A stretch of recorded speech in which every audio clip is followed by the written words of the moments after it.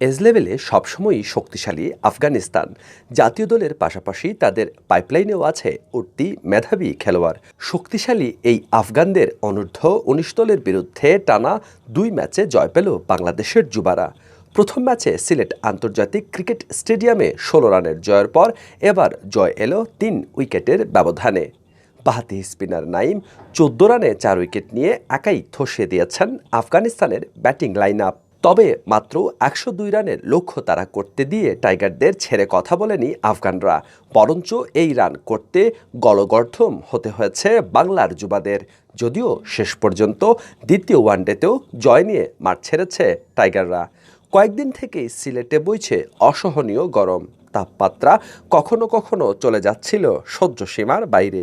এমন অবস্থায় প্রথমে ব্যাট করা আফগানিস্তান 42.3 ওভারে অল আউট হয় মাত্র 101 রানে। 21 রানে প্রথম উইকেট হারানো আফগানরা 83 রানেই খুইয়ে বসেছিল 8 উইকেট। ফলে একসময় 17 রান পার না হওয়ার শঙ্কা জেগেছিল তাদের ব্যাটিংয়ে। ম্যাচ সেরা বাংলাদেশের নাইম 10 ওভারের 1 স্পেলে 4 মেডেন সহ একাই নিয়েছেন 4 উইকেট।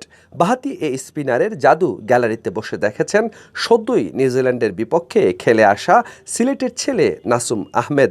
টি-20 বিশ্বকাপ দলে জায়গা পাওয়া নাসুম এদিন ছিলেন বেশ উৎফুল্ল।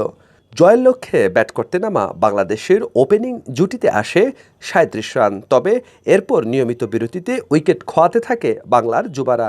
একসময় 83 রানেই পড়ে যায় 7 উইকেট। আফগান স্পিনারদের আঁটো-সাঁটো বোলিংয়ে ম্যাচ খোয়ানোর আশঙ্কাও দেখা যায়। তবে শেষ পর্যন্ত টেল এন্ডারদের দৃঢ়তায় জয়ের বন্ধরে পা রাখে টাইগার যুবারা।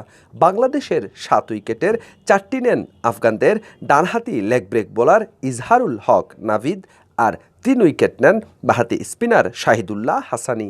যুব ক্রিকেটে এই ম্যাচে 4 খেলোয়াড়ের অভিষেক করিয়েছে আফগানিস্তান। ওয়ানডে সিরিজের তৃতীয় ম্যাচ আগামী মঙ্গলবার একই ভেন্যুতে অনুষ্ঠিত হবে।